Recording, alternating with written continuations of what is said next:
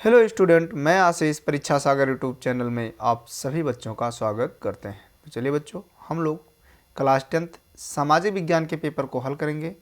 ये 2024 का पेपर है जिसका कोड है 825 JC। और पहला प्रश्न होगा आपका, इटली का एकीकरण किसके नेतृत्व में किया गया? तो सही उत्तर होगा ऑप्शन नंबर सी, नेपोलियन। ठीक, इटली के एकीकरण में ग्यूसेप माजनी, काउंट कैमिलो कैबूर और गुसेप गैरिबाल्डी जैसे नेताओं का अहम योगदान रहा। इटली के एकीकरण की शुरुआत 1815 में वियना सम्मेलन के साथ हुई। अगला प्रश्न है आपका, रॉलेट एक्ट कब पारित हुआ? बहुत ही अच्छा प्रश्न है, ऑप्शन नंबर बी, 1919 ईस्वी। अंतर्राष्ट्रीय मानवाधिकार दिवस कब मनाया जाता है? ये भी बहुत ही महत्वपूर्ण प्रश्न है आपके लिए। 10 दिसंबर। गुलामगिरी का लेखक कौन था? ये सारे सेटों में पूछा गया है। 2024 में जितने भी पेपर हुए हैं, बोर्ड पेपर यूपी बोर्ड के, सारे सेटों में गुलामगिरी का लेखक कौन है इसको पूछा गया है। तो सही उत्तर होगा option number B, Jyotiba Phule. सामुदायिक सरकार से क्या तात्पर्य है? सामुदायिक सरकार से क्या तात्पर्य है? तो सही उत्तर होगा ऑप्शन नंबर बी, जब सत्ता का बंटवारा विभिन्न सामाजिक समूहों में हो। निम्नलिखित में से कौन सा शासन का अंग नहीं है? कार्यपालिका, न्यायपालिका और विधायिका ये शासन के अंग है, जबकि नगर पालिका शासन का अंग नहीं है। ठीक, अगला है, भारत में पंचायती राज की स्थापना हुई थी, कब हुई थी? सन 1992 में। सही उत्तर 1992। भारतीय कम्युनिस्ट पार्टी यानी मार्क्सवादी की विचारधारा क्या है, इसको देखना है। तो मार्क्सवाद लेनिनवाद में विश्वास, धर्म निरपेक्षता और लोकतंत्र का समर्थन, साम्राज्यवाद और सांप्रदायिकता विरोधी, इनमें से सभी। बताइए बच्चों, कौन सा ऑप्शन सही होगा? 8वें का कौन सा ऑप्शन सही होगा? जल्दी बताइए। Option number D, option number D यानी इनमें से सभी। लोकतंत्र का प्रमुख गुण निम्न में से कौन सा है? लोकतंत्र का प्रमुख गुण निम्न में से कौन सा है?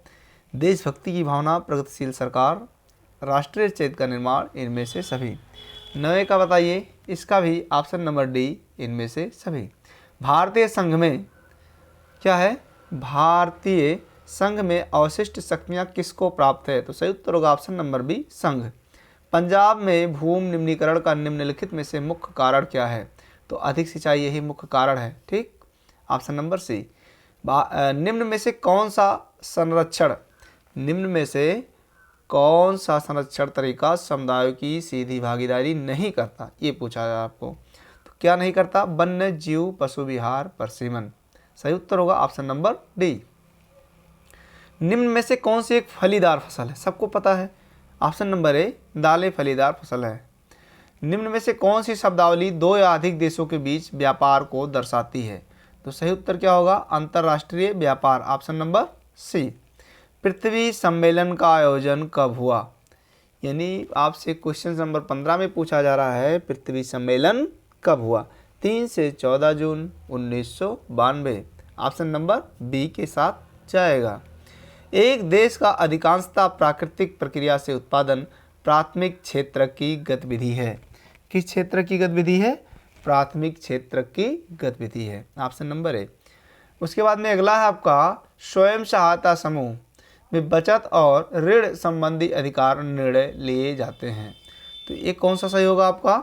17 का बी, ऑप्शन नंबर बी, सदस्यों द्वारा। ठीक, अगला प्रश्न आपका है, वैश्वीकरण के जीवन स्तर के सुधार में सहायता पहुंचाई है। ठीक, तो बताइए, जल्दी से बताइए कौन सा ऑप्शन सही होगा? तो ऑप्शन नंबर सी, विकासशील देशों के श्रमिकों को। ठीक, उसके बाद में अगला है, भारत में उदारीकरण की प्रक्रिया की शुरुआत कब हुई? भारत में उदारीकरण प्रक्रिया की शुरुआत कब हुई? तो सही उत्तर होगा ऑप्शन नंबर बी, 24 जुलाई 1991। अगला है, उपभोक्ता संरक्षण अधिनियम पारित किया गया। तो कब पारित किया गया? 1986 यानी 24 दिसंबर 1986।